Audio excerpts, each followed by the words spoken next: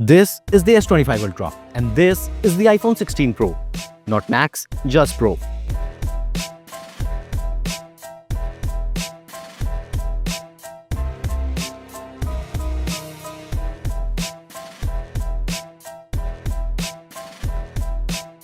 As of yet, they are the top flagships by both brands. I know that the 16 Pro Max would have been a better comparison since it is the same size as the S25 Ultra. But except the screen size and battery capacity, there is no difference. Both the iPhone 16 Pro and Pro Max, they have the same processor, they have the same cameras, the same build and the same display, the same IP rating, display protection and everything else. So in my opinion, the iPhone 16 and the S25 Ultra is a fair comparison.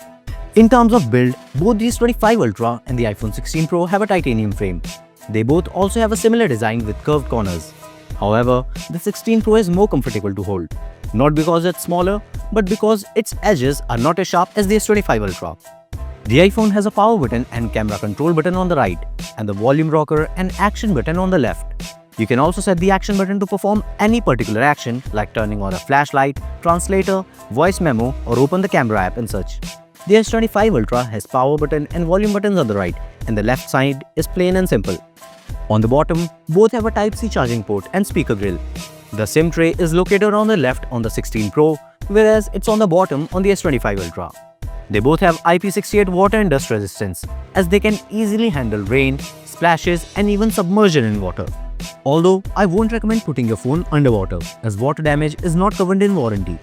As for the display, Samsung has a Quad HD Plus Dynamic AMOLED 2X display with a 120Hz adaptive refresh rate and 2600 nits of peak brightness, whereas the iPhone 16 Pro and Pro Max has the same Super Retina XDR OLED display with ProMotion. The display also supports 120Hz refresh rate, but it also has a slightly lower 2000 nits of peak brightness as compared to Samsung's 2600 nits. Both the iPhone 16 Pro Max and the S25 Ultra comes with a 6.9-inch display. The 16 Pro has a smaller 6.3-inch display. The S25 Ultra has a better display quality with 498 ppi density, whereas both the iPhone 16 Pro and Pro Max displays have a 460 ppi. The Galaxy S25 Ultra has Corning Gorilla Glass Armor 2 protection on the display, whereas the iPhone 16 Pro has the latest Gen Ceramic Shield protection. Both the iPhone 16 Pro and the S25 Ultra has an oleophobic coating on the display that minimizes fingerprints and smudges. However, the S25 Ultra additionally has an anti-reflective coating on the display, which minimizes reflections in both indoor and outdoor conditions. Overall, both the display are bright, vibrant, and top of the line. However, the S25 Ultra's display has an edge with higher PPI, higher peak brightness, and anti-reflective properties. Now, let's talk about cameras.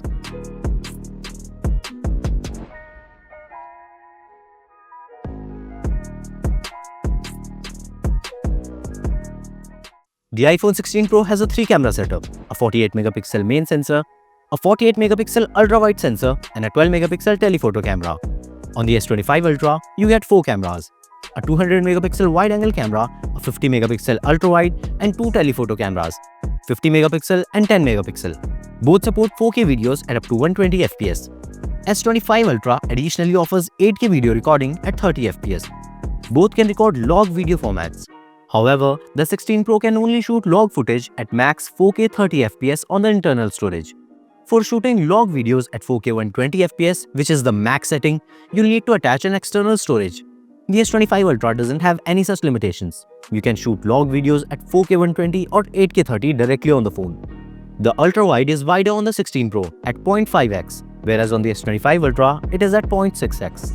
In terms of zooming, obviously the S25 Ultra can zoom further, 20x at 4K 60 as compared to iPhone's 15x at 4K 60. Both take good photos. Check out these samples. The iPhone 16 Pro definitely provides more consistent results in both photos and videos as compared to the S25 Ultra.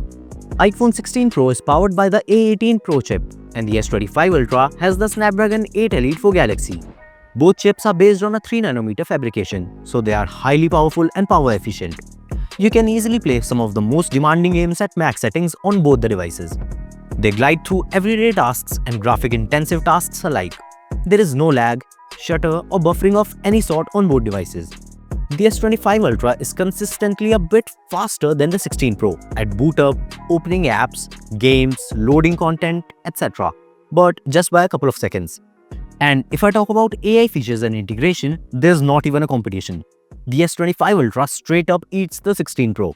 Features like Object Eraser that removes unwanted objects or people from the image, generative editing that fills in the gaps and expands the image naturally with AI-generated content, Audio Eraser which removes background noise from your videos, Reflection Eraser gets rid of nasty reflections from the image, AI Slow Motion that makes any video into a slow motion video using frame interpolation. In short, Samsung's AI features are leaps ahead of what Apple is capable of. Yes, Apple does have a few AI tools like Cleanup, but most of the time they feel half-baked. And while Apple Intelligence brings Siri some upgrades, it heavily relies on ChatGPT for complex queries, making the experience feel more like a patchwork than a proper integration. In contrast, Samsung's Gemini-powered features feel faster, more seamless, and deeply embedded in the system. When it comes to battery, the S25 Ultra packs a 5000 mAh battery, while the iPhone 16 Pro has a smaller, close to 3600 mAh.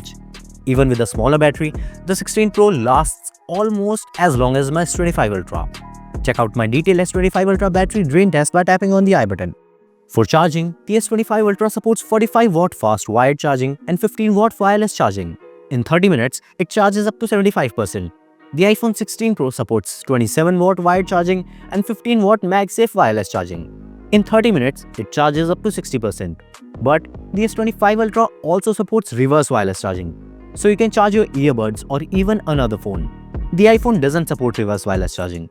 In terms of ecosystem, Apple is still ahead of Samsung, thanks to its closely knit features like AirDrop, seamless switching calls between different Apple devices, data syncing, and FaceTime continuity. Samsung is not behind. It has Quick Share. It also supports seamless call switching with Phone Link and syncs data across other Samsung devices like Galaxy Tab and Galaxy Book. However, the Apple ecosystem is still more seamless as compared with Galaxy. Now, Samsung is going to provide software support for the S25 Ultra till 2032. Apple is following closely behind supporting iPhone 16 series till 2031. So in terms of future-proofing, both the iPhone 16 Pro and the S25 Ultra are going to be secured for more than 5 years, which is more than adequate. Let's talk about the price. The S25 Ultra is priced at $1,300 or 1,30,000 INR for the 256GB variant. On the other hand, the iPhone 16 Pro Max starts at $1,200 or 1,45,000 INR for the 256GB variant, and the 16 Pro is priced at $1,000 or 1,20,000 for the same storage. So, in the US, the S25 Ultra is more expensive, whereas in India, the iPhone 16 Pro Max is more expensive.